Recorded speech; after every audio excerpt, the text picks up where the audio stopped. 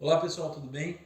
Mais uma vez estamos aí reunidos, juntos e falando sobre a Palavra de Deus. E a Palavra de Deus ela é maravilhosa, porque ela conta histórias. E são histórias de pessoas como qualquer um de nós, com seus erros e com seus acertos. E nós queremos falar hoje sobre 3 pessoas e 3 atitudes que elas tiveram que mudaram a vida delas. E essas atitudes são desafios para as nossas vidas. A primeira pessoa é Moisés. Moisés, que foi um grande líder de Israel. Mas antes disso, ele estava há 40 anos no deserto, cuidando de ovelhas, de cabras. Antes disso, ele já havia passado 40 anos na corte do faraó. Mas nesse momento, no meio do deserto, ele se encontra com Deus. E Deus o desafia. Deus dá um desafio tremendo para a vida dele. Primeiro ele hesitou. E fez várias observações e quis colocar vários impedimentos para isso. Encheu de desculpas. Primeiro ele disse que não era capaz. Não, Deus, eu não sou capaz para isso. Deus respondeu para ele que era. Depois que eles não iriam acreditar que Deus tinha mandado ele. Deus respondeu isso de uma forma positiva. Que não iam acreditar que ele apareceu para Moisés. Depois ele disse que ele não sabia falar. Deus falou que Arão, o irmão dele, iria falar no seu lugar. E no último momento de desespero, Moisés disse, não me mandes. E Deus não atendeu isso. Deus insistiu que ele deveria aceitar o desafio. Um grande desafio. E no final ele aceitou. Ele aceitou o desafio de Deus de conduzir uma multidão de pessoas durante 40 anos no meio do deserto. Algo que humanamente seria uma loucura. Mas ele aceitou esse desafio. E ele aceitou esse desafio e por isso ele foi transformado em um grande homem de Deus. Aquele que recebeu as tábuas da lei. Aquele que conversava com Deus face a face. Aquele que até hoje é lembrado como grande líder do povo de Israel. Um homem de Deus. A segunda pessoa foi Davi. E ele mostrou uma humildade muito grande. Primeiro, ainda muito jovem, ele aceitou o desafio de enfrentar um gigante Golias. E por aceitar esse desafio, ele viu que Deus estava com ele, ele derrotou aquele gigante. Ele aceitou o desafio de não fazer mal a Saul, o rei de Israel, que queria matar ele. E matar injustamente, mas ele disse, não vou fazer isso. Quando ele toma posse como rei, depois que Saul falece, ele conquista Jerusalém, ele leva a arca da aliança para Jerusalém. Além disso, ele teve grandes conquistas militares. Ele era um rei que estava ali junto com o seu povo, com seus soldados guerreando contra os inimigos de Israel e vencia as batalhas com eles.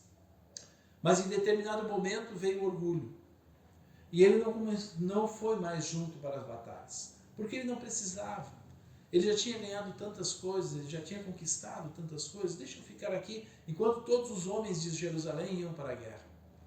E lá ele viu uma mulher muito bonita e quis dormir com ela.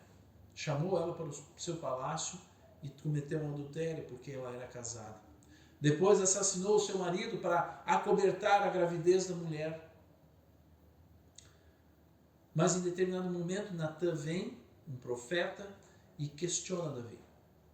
Fala com Davi. E diz que ele tinha feito algo extremamente errado. E qual foi a atitude de Davi? O que Davi fez? Um grande líder, um rei de Israel, um conquistador militar, ele se humilha diante de Deus. Ele diz, eu errei, eu pequei. Ele mostrou humildade. Ele reconheceu quem ele era diante de Deus e o quanto ele precisava de Deus. Um homem que reconhecidamente foi um homem de louvor e adoração, com vários salmos escritos, músicas sendo interpretadas à base desses salmos. Conhecido como um amigo de Deus, um homem segundo o coração de Deus. Mas ele teve, no determinado momento, que mostrar a sua humildade. E foi reconhecido por Deus por causa disso. A outra pessoa foi Paulo. Paulo, o apóstolo. Um homem que mostrou perseverança no meio da adversidade. Sem Cristo, conhecido como Saulo, era um homem de uma vida de poder e conforto. Um homem onde ele chegava, as pessoas ovacionavam ele. Os líderes da cidade chegavam e reverenciavam ele. Um homem que era temido pela igreja, porque ele tinha poder para prender, ele tinha poder para mandar matar os cristãos. Mas depois, com Cristo, agora Paulo tem uma outra vida. Não mais uma vida de glamour, de poder, de conforto, mas uma vida de sofrimento e privação. Ele foi preso, ele foi açoitado, ele foi apedrejado, sofreu naufrágio, perigos de rios, assaltos, inimigos, muitas vezes sem dormir, passou fome, sede, frio, ficou sem roupa. Mas ele não desistiu e perseverou, declarando o Evangelho. Ele sabia da sua missão, ele sabia do desafio que ele tinha, ele sabia aquilo que ele tinha que fazer para o Senhor, a qual ele foi chamado, declarar o Evangelho aos gentios. E ele fez isso apesar das adversidades, ele perseverou apesar das adversidades. Tiago, capítulo 1, versículo 3, diz que a prova da fé produz perseverança. Quando somos provados naquilo que cremos e passamos por isso, o nosso coração, pela fé, se torna mais perseverante nas coisas de Deus, na vida com Ele. Romanos 5,4 diz que a perseverança produz um caráter aprovado. A perseverança faz nós confiarmos mais em Deus, faz com que a gente conheça mais a Deus, faz com que nós sejamos mudados, transformados cada vez mais à imagem de Cristo. Por isso, leia essas histórias. Leia a história de Moisés em Êxodo, no livro de Êxodo. Leia a história de Davi lá em 1 Samuel 17, 2 Samuel. Leia a história de Paulo no livro de Atos. E veja Deus agindo e interagindo com eles, mostrando os desafios, sendo humildes e perseverando apesar das dificuldades. Nós somos chamados a viver isso. Nós somos chamados a aceitar os desafios de Deus para nós. Não temos medo porque Ele está conosco em todos os desafios que temos na nossa vida. E assim podemos desenvolver mais como pessoas.